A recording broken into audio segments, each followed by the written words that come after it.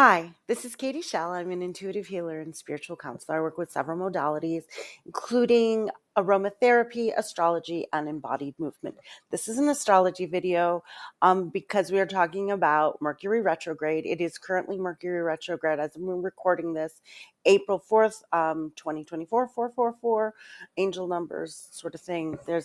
It's a good day, even though we're in the middle of some really intense energy, which I just posted a newsletter on. But this video in particular is about what we do with Mercury in retrograde, kind of in general. And it's something that happens 3 or 4 times a year. So that's why we hear about it.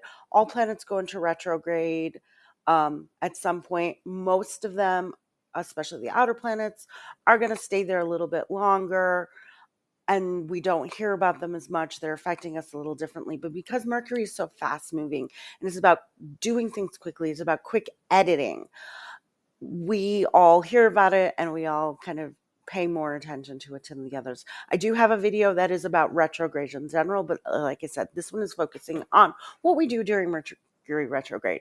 It is not the end of the world. It is not something terrible. There's nothing terrible is going to happen during Mercury retrograde. People kind of go, "Oh no, it's Mercury retrograde." And it's just a thing. It's just an invitation to slow down and tweak our communications, because that's what Mercury is. Mercury rules communication. So when it stops and slows down and turns around, it goes over things that we've been doing and gives us invitations to stop and tweak it and do it in a different way. So in order for us to do that, we need to highlight the things that are going wrong. A thing that I bring up a lot is this kind of duality. You have to see one thing to understand another thing. And so this is just another one of those areas where we experience that. And this one we experience highlights of the things that need attention in our lives. Maybe there's something we're not saying. Maybe that there's something that we need to fix. Like, we can have computer issues during this. So maybe we have to take some time to kind of get a computer repair or get a phone repair or get a new repair. Yeah, my phone's been working really well for a while. And then all of a sudden Mercury in retrograde comes up and it's like, boom, it stops working. It's like, okay, I've been putting off getting a new phone for a while. And now that like final little jab happened during the season and it came up and we had to do something about it. That's all this is. Now, when you layer it on top of other astrological happenings and it is specifically activating in your chart, that's going to make it more or less intense for you individually and us as a collective. And so, it's good to get a reading. It's good to understand your chart. The important areas of the chart are going to be where it stops to go retrograde. So I don't even know what the degrees are, but let's say it stops at 19 degrees of something. It stops, it turns around, and it goes to 5 degrees of it. So it's going back and forth over that same area 3 times, but it's going to be the two ends of it that are going to be the most impactful to any of us if something is activated within our chart in that space. Of course, if we have anything in the middle, it's also going to be it. And then which house it's in is going to affect us. Like, this is Aries. This current one is in Aries and it's mostly in my 9th house.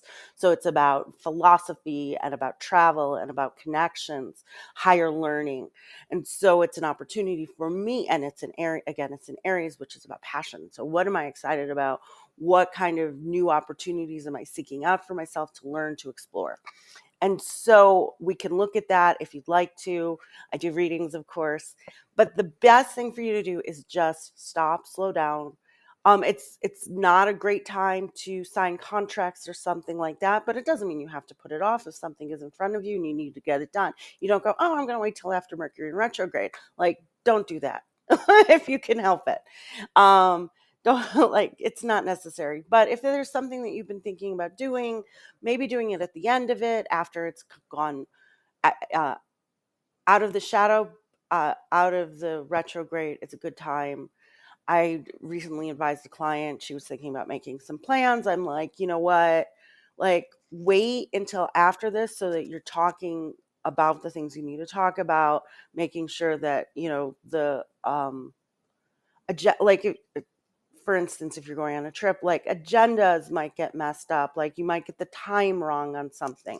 So it just makes it a little bit more hiccups in whatever your plans are. So it's not always the greatest time to engage in new activities. It's a much better time to kind of sit and review what it is we're doing. It's not actually a bad time to review contracts or things like that, because it will draw attention to the things that are going wrong in it and where, again, those tweaks need to be made.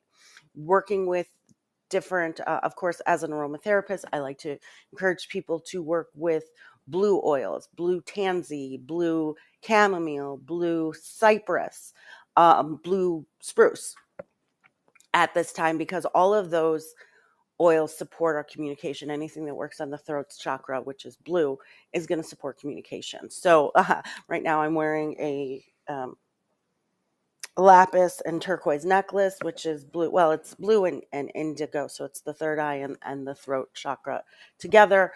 So all of these things are going to help support you. Don't fret Mercury retrograde. Just take your time with it.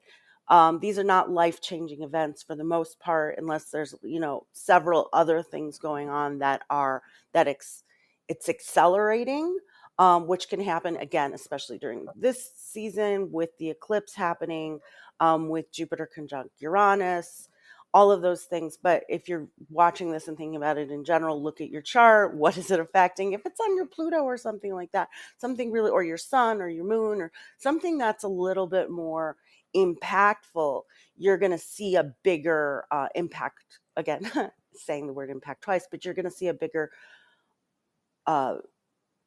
thing of it. It's going to affect you more. You're going to feel it more, and that's fine. So I hope this helps. Book a reading if you need any help. Like, share, do subscribe, do all those great things, and most of all, have a great day.